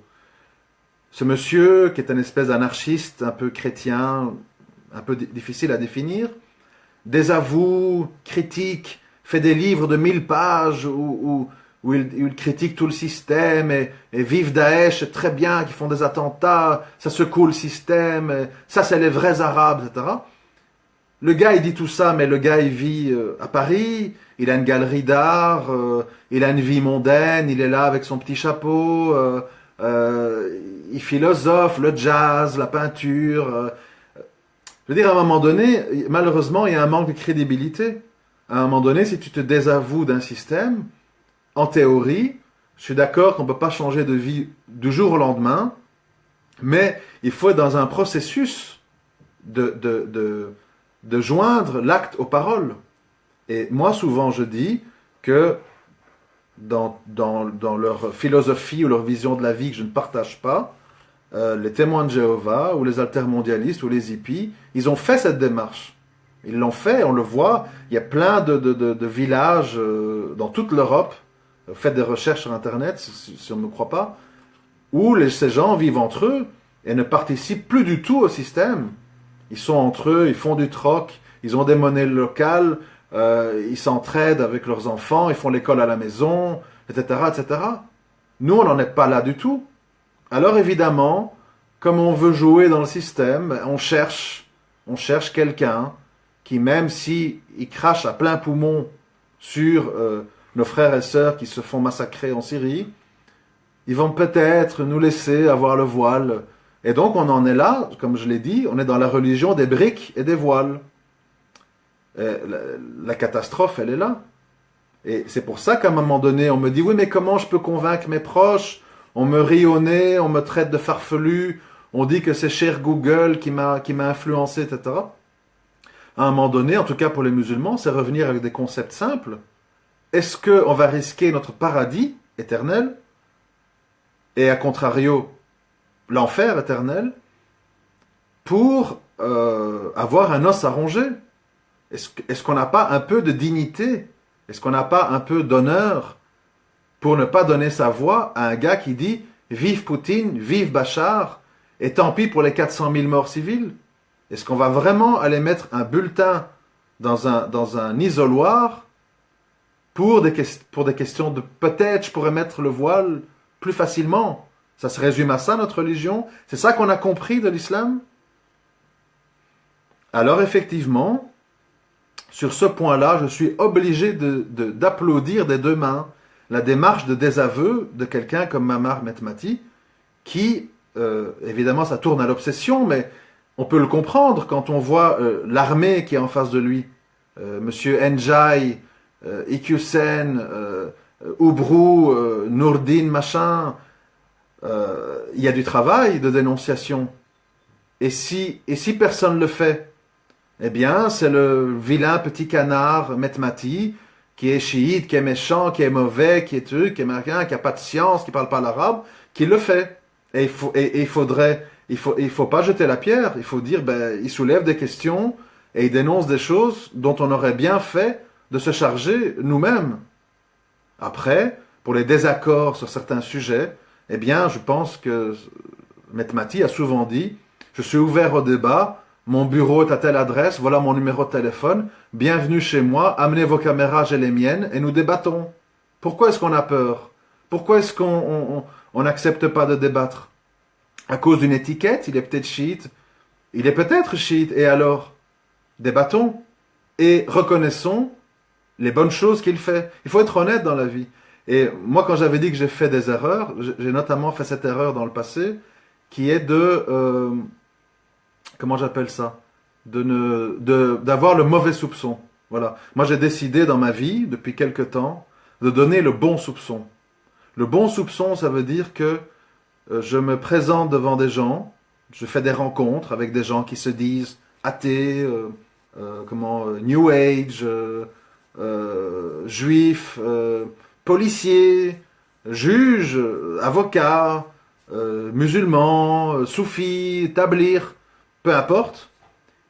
J'ai devant moi un être humain qui a des convictions, qui a des doutes, qui est sceptique sur certaines choses, qui n'est pas d'accord avec moi sur certaines autres, et je discute avec lui. Et je pars du bon soupçon que cette personne, peut-être, elle est sincèrement ce qu'elle est à cause de son parcours de vie, de ses rencontres, de sa réflexion, et que peut-être, dans un débat, il est ouvert, lui aussi, à réformer certaines choses, comme moi, je suis ouvert à réformer certaines choses. Parce que le mauvais soupçon, c'est dangereux parce que ça ferme des portes. Ça veut dire en fait qu'à un moment donné, le mauvais soupçon, ça mène au bout du bout du bout à ce qui s'est passé avec Daesh en Syrie. C'est-à-dire qu'à un moment donné, tout le monde est mauvais, sauf nous. Lui est trop ceci, lui est trop cela, lui je pense que ça, lui il a dit ça, ah alors il est ça. Et au final, on se retrouve à être seul contre tous, sur la base de doutes, de soupçons, de rumeurs. Et pourquoi je dis ça? Parce qu'à un moment donné, je me suis dit, tiens, il y a beaucoup de rumeurs qui circulent sur moi. Et je sais que la plupart d'entre elles sont fausses. Mais moi, ce que ça m'a amené comme réflexion, c'est, mais est-ce que moi, je ne fais pas la même chose? Est-ce que moi, je ne suis pas aussi à juger les gens sur la base de soupçons ou d'idées préconçues? Alors, je me dis non, je ne vais pas faire comme ça. D'accord, il y a des rumeurs sur telle personne, sur tel machin, sur tel truc. Eh bien, on va dialoguer, on va percer l'abcès. On va parler franchement. On va avoir le bon soupçon de dire, j'ai en face de moi quelqu'un qui pense ça. Comme ici, peut-être, moi je peux avoir quelqu'un qui est un supporter d'Aslino. Mais si je pars de l'idée, il vient dans ma room pour influencer les gens qui m'écoutent, donc je vais le bannir, machin, c'est peut-être pas la meilleure méthode. Peut-être que la meilleure méthode, c'est de dire, peut-être que lui vient, c'est possible avec cette intention-là. Mais qui dit que, en m'écoutant ou en discutant avec moi, moi je ne vais pas aussi l'interpeller sur certaines choses? Voilà pourquoi je dis que le bon soupçon, c'est important, jusqu'à preuve formelle, claire, nette et précise. C'est comme l'histoire de l'adultère en islam. Vous connaissez en islam la règle. Celui qui colporte des calomnies sans preuve, je crois, c'est 80 coups de fouet. Donc, c'est très important. Le danger du faux témoignage, des soupçons, des médisances, etc. En islam, quand on parle d'adultère, c'est quoi? C'est un acte sexuel accompli avec 4 témoins visuels. C'est pas, j'ai entendu dire que la femme d'un tel, elle a tenu la main d'un mec, machin. Si c'est vraiment ça, c'est pas zina. Elle a fait un péché. Donc à un moment donné, il faut s'entendre sur l'histoire des preuves. Et nous avons, avec le temps, nous avons beaucoup basé nos avis sur des mauvais soupçons. Des mauvais soupçons, c'est une tournure d'esprit, vous savez. Et c'est ça qui s'est passé avec Daesh en Syrie. C'est qu'à un moment donné, c'est un mécanisme qu'on a. C'est-à-dire, on doute. Moi, je doute de tout le monde jusqu'à preuve du contraire. Moi, j'ai décidé, peut-être je me trompe, peut-être je changerai avec le temps, je ne sais pas. Moi, j'ai décidé de dire, si quelqu'un me dit, je suis musulman, je suis athée, je suis New Age, etc. Moi, je crois à ce qu'il me dit. Il m'affirme être ça. Bon. Et je discute avec lui en me basant sur ce qu'il me dit être. Ce qu'il est peut-être, ce qu'il est au fond de son cœur, ce qu'il est caché, moi ça m'intéresse pas, je ne le saurai jamais. Donc c'est une guerre perdue.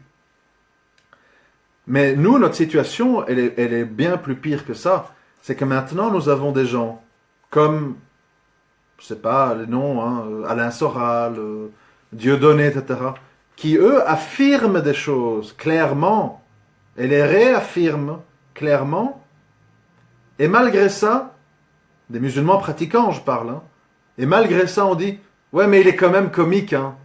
Ouais, mais Gad Elmaleh, on sent qu'il a le truc marocain, là, il touche ma fibre comique. Et on met à la poubelle, c'est comme avec les politiciens, et on met à la poubelle toutes les choses prouvées qu'on a sur eux. Le problème, il est là. Donc, à un moment donné, c'est-à-dire que on est, je m'excuse d'être un peu brouillon, mais bon, bref.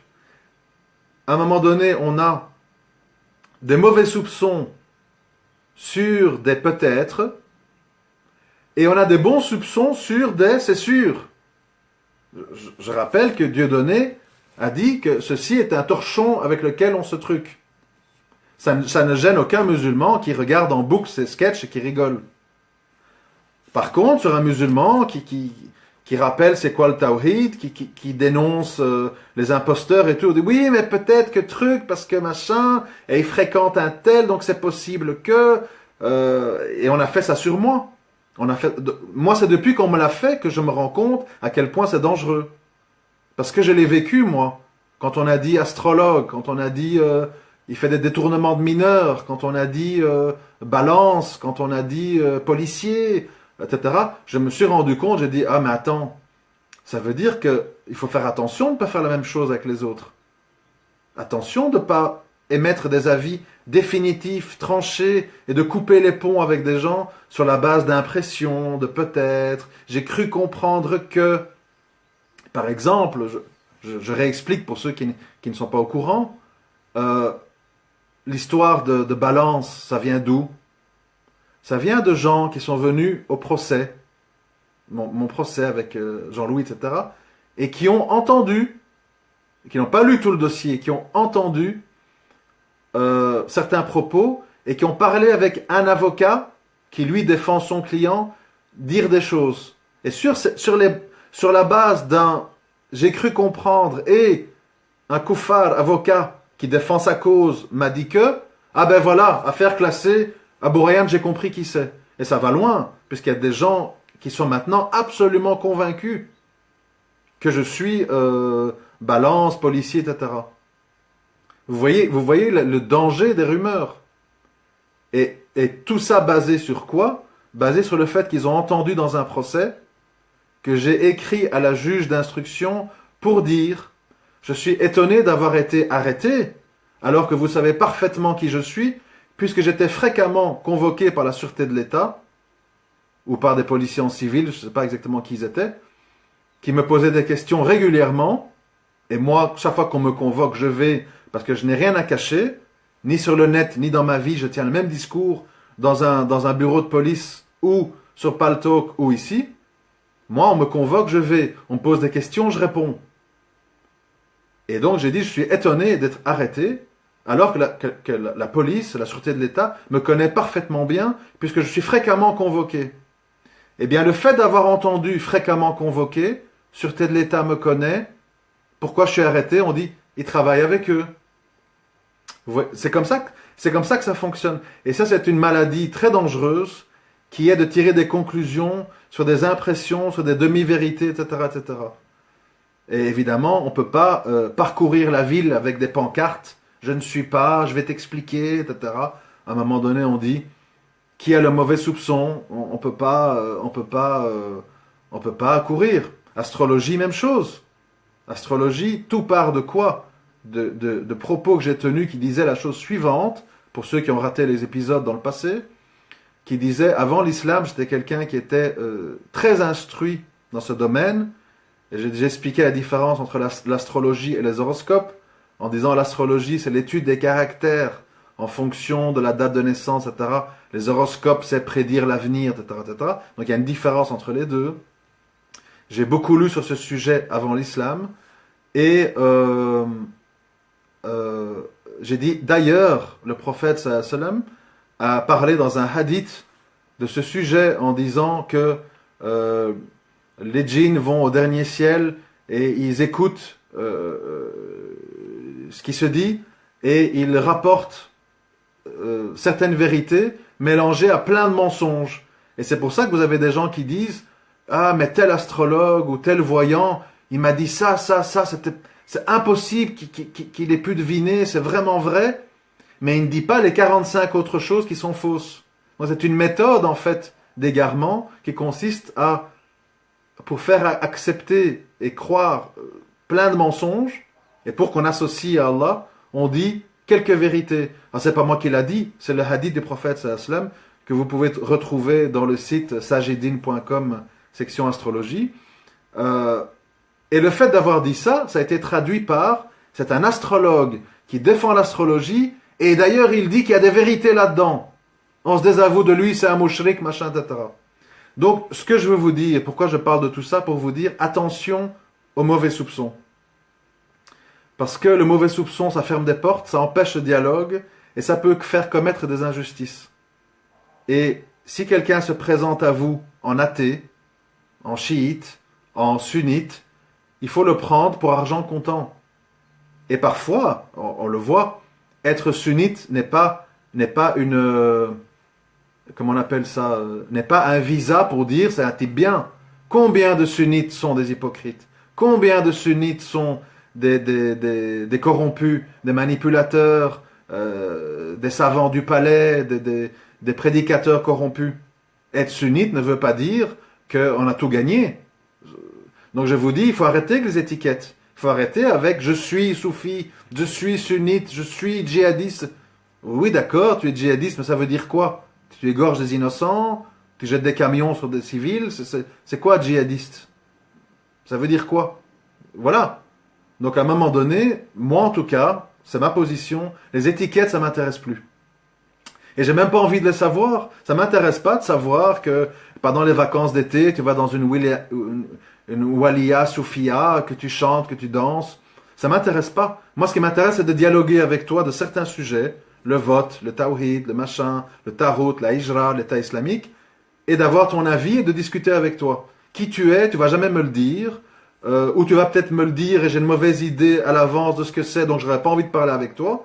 Donc c'est pas important. Bon, je sais pas si vous me comprenez là où je vais, là, ce que j'essaie d'expliquer, mais c'est mon développement personnel à l'heure d'aujourd'hui.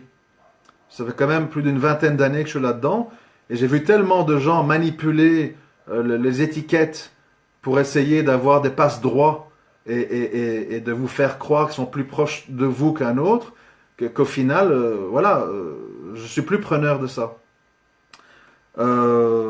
Voilà pourquoi, là, je le dis officiellement, moi je ne suis pas un arrogant, je ne suis pas un orgueilleux, alhamdoulilah. Voilà, j'estime que dans le cas de Mamar Metmati, j'ai commis certaines injustices dont je me repens, dont je me désavoue, mais il y a des sujets bien précis avec lesquels je ne suis pas d'accord avec lui et pour lesquels je peux éventuellement débattre, bien que je ne suis pas armé au niveau science pour débattre de certains sujets très pointus qui me dépassent. Par contre, il y a beaucoup de sujets qu'il soulève avec lesquels je suis obligé de dire, chiite ou pas, je ne sais pas, que je suis d'accord avec lui. Voilà ma position actuelle. C'est une position qui n'est pas facile parce que on est dans un monde où tout le monde aime bien se mettre des étiquettes. C'est réconfortant, c'est comment je vais dire, c'est dans l'air du temps. Tu es quoi? T'es d'extrême droite, t'es d'extrême gauche? Ah, tu votes Marine? Ah, je parle plus avec toi. Ah, Berk, nazi, machin. Non, tu votes Marine. Ah, pourquoi? Qu'est-ce que tu espères d'elle? Qu'est-ce qui t'a amené à? Ah, mais est-ce que tu as pensé à ça? Ah, ben voilà. Pourquoi je dois fermer la porte à un électeur de l'extrême droite? Parce qu'il est d'extrême droite. Dialoguons. Peut-être qu'il va m'apprendre des choses, peut-être que je vais l'apprendre des choses. Voilà ce que je pense qu'il y a une attitude sage et constructive, qui est vraiment positive pour le vivre ensemble. C'est à un moment donné de dire oui, tu t'appelles Mohamed, oui, tu es basané, mais qui tu es vraiment, moi je ne sais pas. Tu es un nationaliste, tu es un laïcard, tu es un Mohamed Sifawi, t'es un tarek au brou. Ah, tu as étudié, tu connais le Coran par cœur. Ah, mashallah, c'est bien. Ah, t'as dirigé Tarawih, truc. Ah oui. Oui, mais Brulux, le rappeur aussi, il a fait Tarawih. Oui, oui, c'est bien. Mais tu penses quoi du vote? C'est quoi ta vision du Tawhid? C'est c'est quoi, comment tu imagines un État islamique? Ah, on coupe la tête à tout le monde, on coupe les mains, on tire dans les radios. Ah, c'est tout? Pas de justice sociale, pas de partage des richesses. Non, ah non, d'accord. On s'est mal compris, mon frère. D'accord, j'ai compris. Ah, tu es sunnite? Oui, mais on n'est pas d'accord. Désolé. Vous voyez ce que je veux dire? Il faut essayer de dépasser les barrières des étiquettes pour arriver au cœur du problème, le fond du problème. Et pas se laisser embarquer par des trucs CCIF, ils vont nous défendre pour envoyer nos femmes en burkini à la plage. Je veux dire, cette histoire de plage, vous savez, c'est toujours les mêmes raisonnements qui reviennent encore et encore. À un moment donné, est-ce que c'est une fin en soi pour une femme musulmane d'avoir le droit de se mettre avec tous ses vêtements au milieu des gens nus? Moi, je préfère, quelqu'un m'a dit récemment, qui n'était pas musulmane, m'a dit, moi, je trouve pas très ragoûtant de voir les gens nus sur des plages naturistes. Moi, ça me dégoûte un peu, les gens avec leur gros ventre, leur sexe, leurs trucs, leurs seins qui pendent, machin. Moi, j'évite d'aller à telle et telle plage parce que j'ai pas envie de voir ça. Je préfère rester chez moi et je vais dans des petites plages privées, me baigner toute seule. Moi, c'est quelqu'un qui n'est pas musulmane. Elle commence pas à dire moi je veux arriver avec tous mes trucs au milieu des naturistes, et il faut qu'ils me disent rien, hein. Il faut pas qu'ils me regardent de travers, hein. Mais attends, c'est toi l'intrus, ma sœur. C'est toi qui te mets avec ton accoutrement au milieu des gens nus. C'est normal qu'ils te regardent. Si vous mettez 20 cygnes blancs dans un lac et il y a un noir, ben tout le monde regarde le cygne noir parce qu'il sort du lot. C'est comme ça, c'est humain. Faut pas commencer à hurler à l'islamophobie. Oh là là, on me regarde, on me désigne, on se moque de moi. Allô, Marouane, machin, SSCIF, au secours. C'est grotesque. On est au niveau zéro de l'intelligence. Il faut un peu de bon sens. T'es pudique, t'as pas envie de voir des saletés, ça te dégoûte, machin. Oui, moi aussi. Ben, trouve des moments, si tu dois vraiment aller nager, dans un endroit discret, où il y a personne, où il y a des gens qui sont dans leur coin, ils se cachent derrière des rochers. Voilà. Ne commence pas à agiter ciel et terre parce que tu veux te trimballer en burkini au milieu des gens qui exhibent leurs fesses avec fierté. Il faut rester sérieux. Bon, bref. Alors, revenons à nos moutons. Je me suis évidemment éloigné comme d'habitude du sujet. Dimanche, les musulmans vont subir une énorme pression dans les mosquées, dans les médias, sur Internet pour aller voter. Il faut tout simplement qu'ils se rappellent de certains concepts de base. Ce concept de base, c'est que ces gens recherchent tous le pouvoir, ils veulent tous être élus, ils payent des affiches, ils vont à la télé, ils se montrent, ils vous font tous, en le sachant bien, des fausses promesses, Marine Le Pen y compris. Elle sait très très très bien que la moitié de son programme est inapplicable, mais elle le dit quand même. Et vous verrez en Amérique, il n'y aura pas de mur avec le Mexique. Il n'y aura pas de bannissement des musulmans à l'aéroport, machin, etc.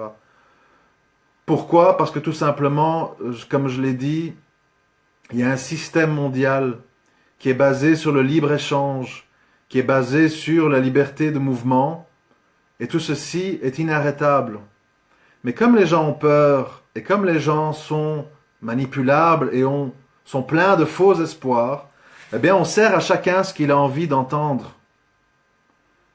Les gens d'extrême droite veulent entendre « Attention, les migrants, on va les tenir dehors, truc, machin, on va limiter les mosquées, on va fermer les mosquées qui n'ont pas un discours laïco-compatible, machin, etc. » Alors les gens disent « Ah, je vais voter pour lui. » L'autre, il dit « On doit aider toute la misère du monde, la France a un devoir de venir au secours des opprimés, et le Venezuela, et la Russie, la Corée, c'est très bien, à bas l'Empire, à bas l'Amérique, machin. Et tous les gens qui sont charmés vont aller voter pour ça. C'est-à-dire qu'on est en face de nous 11 acteurs de théâtre qui lisent leur rôle. Ah, donc, voilà, je suis du PS, donc je dois dire l'argent, c'est pas bien, le marché, Berkus, mais on doit rester dans l'Europe. Liberté pour tout le monde, les homos, les trucs, les musulmans aussi, quand même. Ouais, les musulmans, bon, on va quand même pas leur dire, pas eux, aussi. Les migrants, bon, il faut les aider, mais moi, j'ai pas trop envie d'en avoir chez moi. Hein. Donc, ben, on les met dans le 93, là-bas, dans mes quartiers à moi, pas trop. Ça va faire dévaluer l'immobilier. Je viens d'acheter un pavillon, 400 000 euros. S'il y a des migrants dans ma rue, il va tomber à 200 000. Donc, les migrants, on les fait rentrer, mais on les garde loin, là, dans des camps, oui, près des animaux, là-bas. Oui, mais on les prend. Hein. Ça peut toujours servir pour ramasser nos poubelles, pour faire les nounous. Quand on va au théâtre le soir, on a besoin de 3 métèques pour garder nos enfants. Donc, migrants, d'accord, ça peut servir s'ils sont pas trop près de nous. Syrie, qu'est-ce que je vais te dire la Syrie? Bachar, c'est pas bien. Mais Daesh, c'est pas bien non plus. Il faut les combattre, mais on n'envoie pas nos soldats. Voilà, ça devrait le faire, ça. On n'aime pas, mais on fait rien. Voilà. Et puis voilà. Et puis on va à la télé, on sert la soupe. Et puis les gens, ah tu vois, il est pas pour Bachar, il est bien, Benoît Hamon. Ah t'as vu, il a dit qu'il est migrant, truc, il est pas raciste. Ah ben voilà. C'est tout. Et ça marche. Et ça marche pourquoi? Parce qu'on a une mentalité de mendiant. On a une mentalité de mendiant. Et moi, je peux pas imaginer, enfin, j'arrive pas à accepter l'idée, intellectuellement parlant, que des gens sains d'esprit croient vraiment que ce qu'on leur dit, ça va être fait. Est-ce qu'il y a quelqu'un de sain d'esprit qui croit que si Marine Le Pen gagne les élections, elle va sortir la France de l'euro et de l'Europe, qu'elle va fermer les frontières, qu'elle va renvoyer dans leur pays tous les Français fichés S d'origine étrangère? Est-ce que quelqu'un croit ça? C'est évidemment faux. Et qu'est-ce qui va arriver? Ce qui arrive chaque fois. C'est-à-dire que quand elle va avoir gagné les élections, elle espère pas les gagner. Hein. Je ne sais pas si vous avez compris comme moi, mais toute sa campagne électorale, elle a fait une très mauvaise campagne parce qu'elle veut surtout pas gagner, Marine. Marine, elle veut toucher l'argent de l'Europe, de machin, avoir des élus un peu partout en France, mais surtout pas être présidente. Comme ça, elle peut continuer à cracher sur le président et de faire la anti-système. Si elle gagne des élections, c'est la catastrophe. Ouh là là. Parce que qu'est-ce qui va se passer? Elle va devoir dire, bon, ça on peut pas faire, ça on fera dans 10 ans, ça à moitié, ça peut-être. Tous les gens d'extrême droite, oh, Marine nous a trahis, Philippe de Villiers, viens, on a besoin d'un vrai d'extrême droite. Et il y aura quelqu'un de plus extrême qu'elle qui va venir avec d'autres fausses promesses. Et voilà.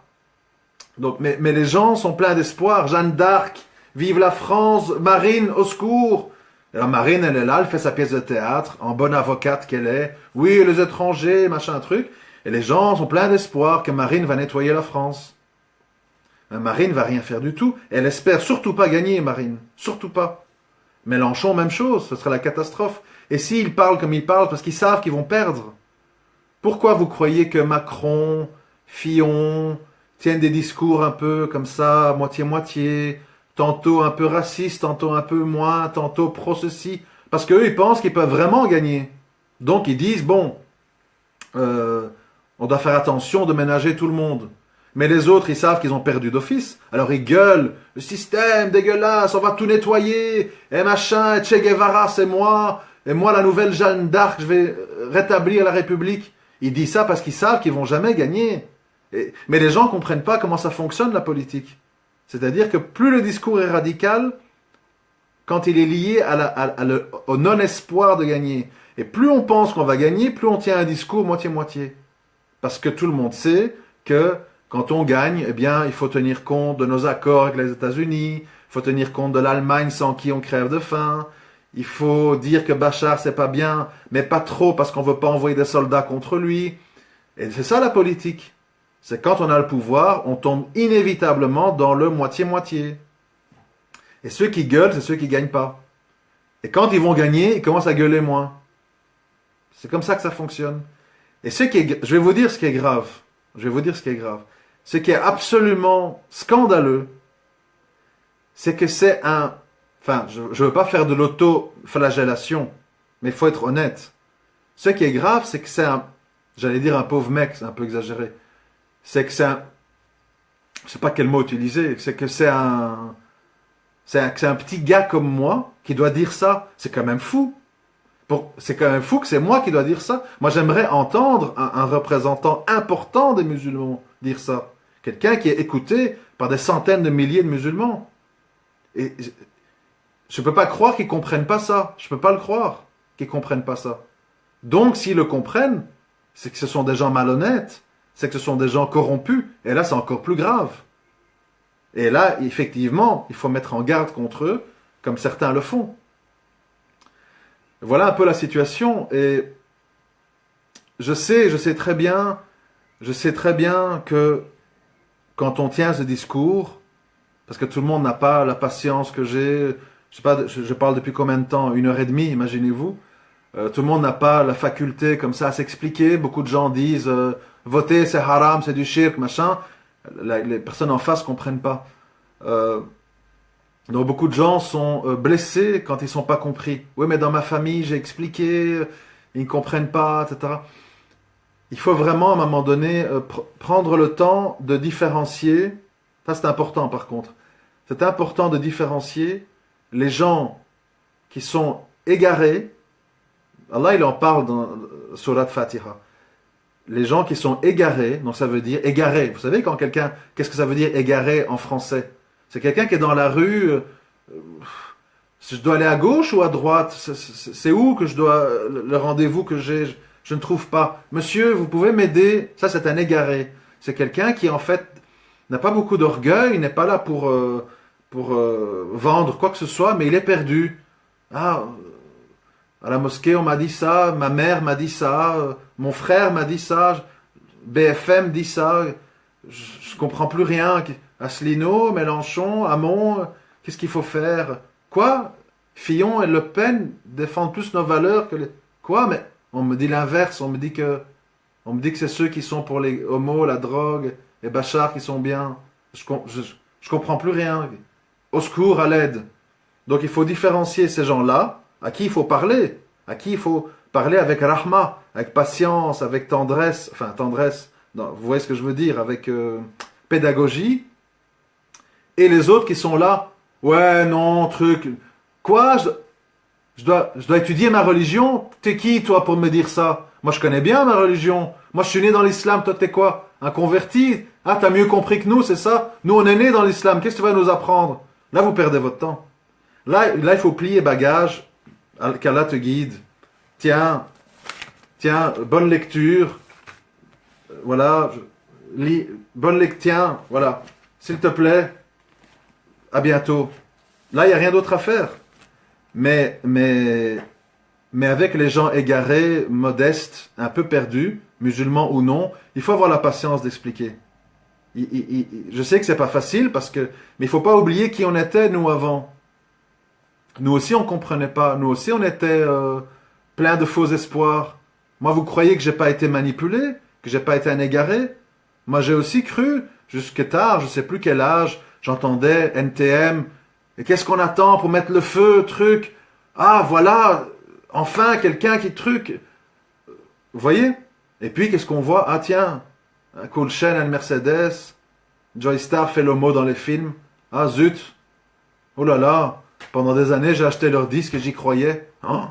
Comment c'est possible? C'était possible parce qu'on était des égarés. On ne comprenait pas le business, le marché du disque. Les rappeurs disent les paroles que vous voulez entendre pour vous vendre leurs disques. Ils n'y croient pas eux-mêmes à ce qu'ils disent. Comprenez? Donc, il ne faut pas oublier qui on était pour avoir de la compassion pour les autres. Mais les orgueilleux, les gens en fait qui vous humilient et qui sont tellement pleins d'orgueil qu'ils ne veulent même pas reconnaître, qu'ils ne comprennent pas c'est quoi le shirk, ils ne comprennent pas c'est quoi le tawhid, ils ne comprennent pas c'est quoi le désaveu, al-wala ou al-bara. Là, malheureusement, il faut rester très poli et gentil, leur donner quelques livres à lire en espérant qu'ils les lisent, et puis passer votre chemin parce que vous allez perdre votre temps. L'orgueil, ça ferme les cœurs, ça ferme les oreilles. Achi, tu sais, la pluie, on est mouillé après. Non, non, non, non, c'est pas vrai. de trucs, on peut être imperméable, machin. Vous voyez, c'est pas possible. Et pour conclure, parce qu'il faut conclure quand même, comment je peux résumer la pensée finale?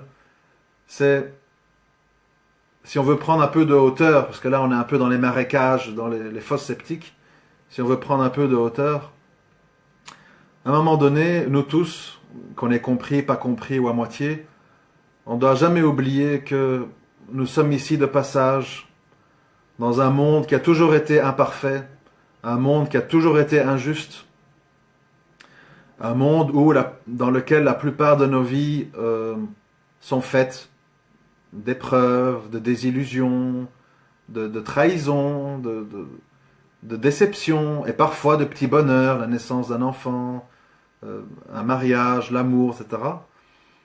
Il faut pas, le problème, il faut pas trop attendre, c'est-à-dire à un moment donné, il faut dire, bon, si j'arrive à préserver mon tawhid, si j'arrive à être compris par mes proches, quelques personnes à qui je parle sur le net ou ailleurs, si j'arrive à prier à l'heure, si j'arrive à ne pas associer à mon Seigneur, si j'arrive à ne pas être trop complice du mal, dans le sens large, alhamdoulilah, je dois être heureux de ça. On ne peut pas toujours dire, je suis malheureux parce que ma sœur me comprend pas, et je suis malheureux parce que ça fait 10 ans que je parle à mon mari, il veut quand même qu'on aille voter.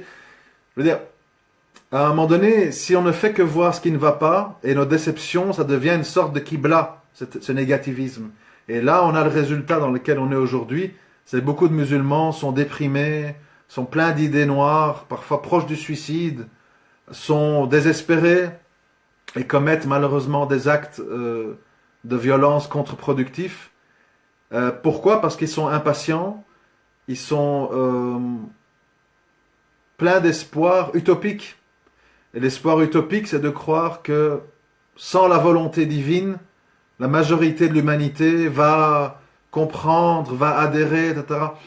Tout le monde sait, et Allah subhanahu wa ta'ala nous a prévenus, tout le monde sait que la plupart des êtres humains, même s'ils se proclament musulmans, ils ont en général pris leur passion pour divinité, ils sont attirés vers le mal, ils sont attirés par la facilité, ils sont attirés par la sécurité. Akhi, j'ai du mal à louer, tu comprends, j'ai fait riba parce que mes enfants...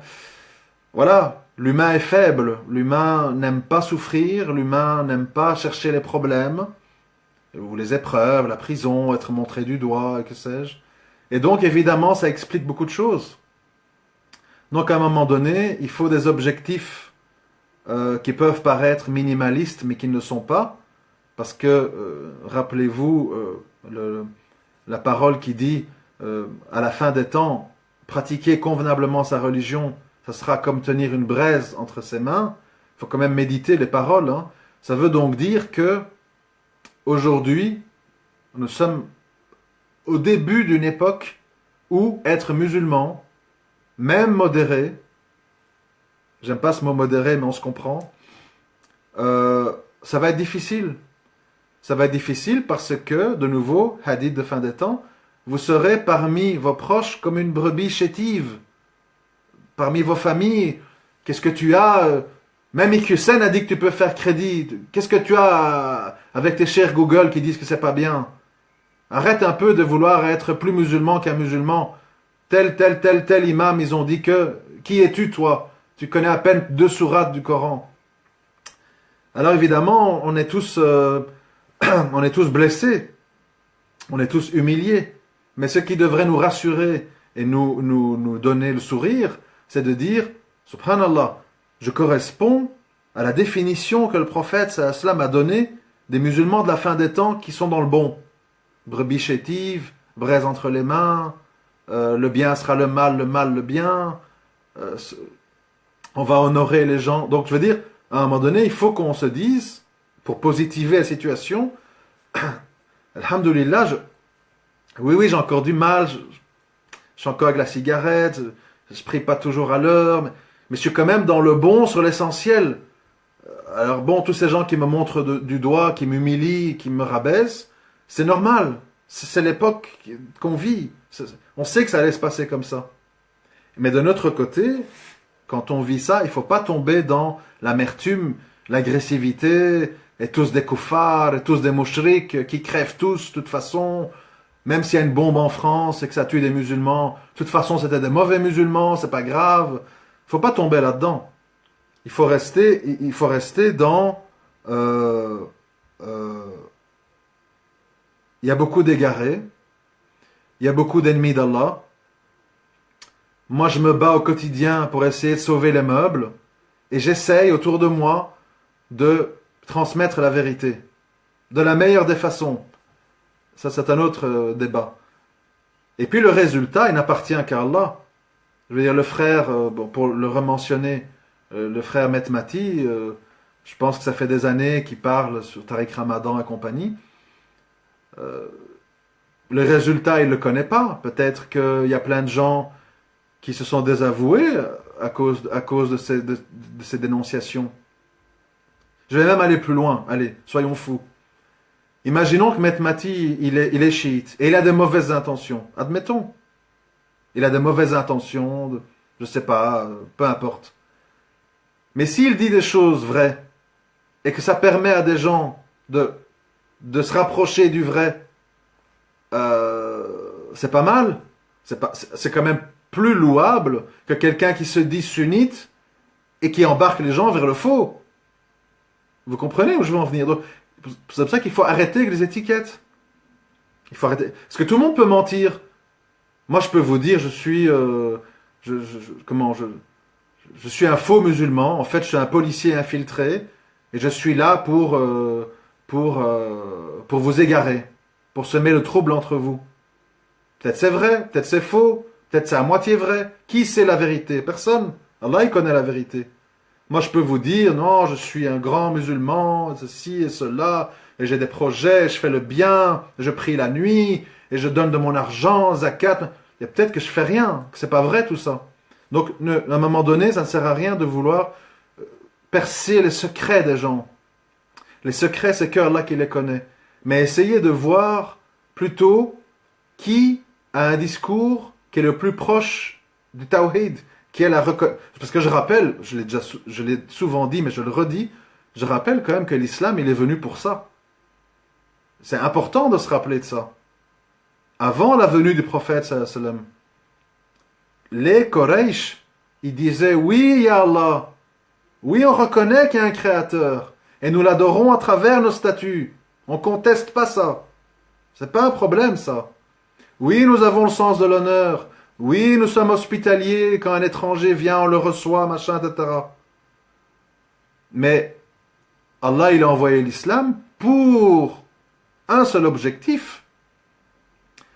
Bien sûr, parfaire les bons comportements, mais surtout rappeler qu'il y a un créateur unique, qui n'a pas de fils, qui n'a pas de saint, qui n'a pas de ceci, qui n'a pas de statut, qui n'a pas de droit de l'homme, de charte de machin, Nations Unies, je sais pas quoi, qui a qu'un seul créateur, qui a qu'une seule législation. C'est ça le cœur de l'islam.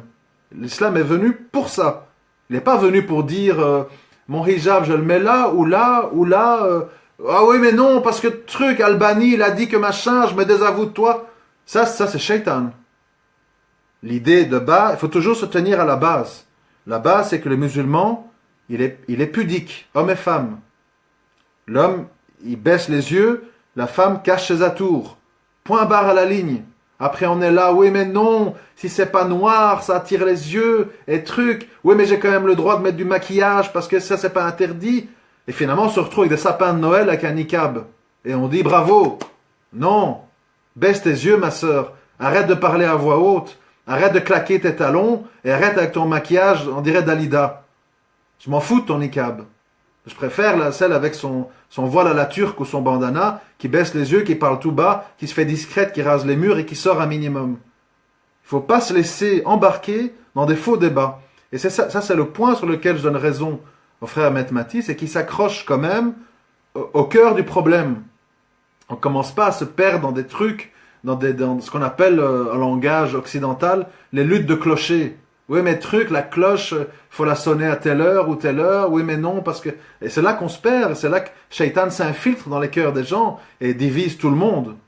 Il faut se réunir sur le tawhid et débattre sur comment on appelle, les divergences, on débat, oui mais t'as pensé à ça, oui mais si on fait ça, peut-être que truc, on débat, on débat. Et si moi celui qui me rappelle le tawhid est chiite, pourquoi pas? Pourquoi pas? C'est pas un problème. Mais celui qui veut m'égarer et qui se dit être sunnite, ça c'est un problème. Voilà comment je pense qu'il faut raisonner. C'est ma position d'aujourd'hui qui peut changer. Je suis pas quelqu'un qui est bloqué dans une idée fixe.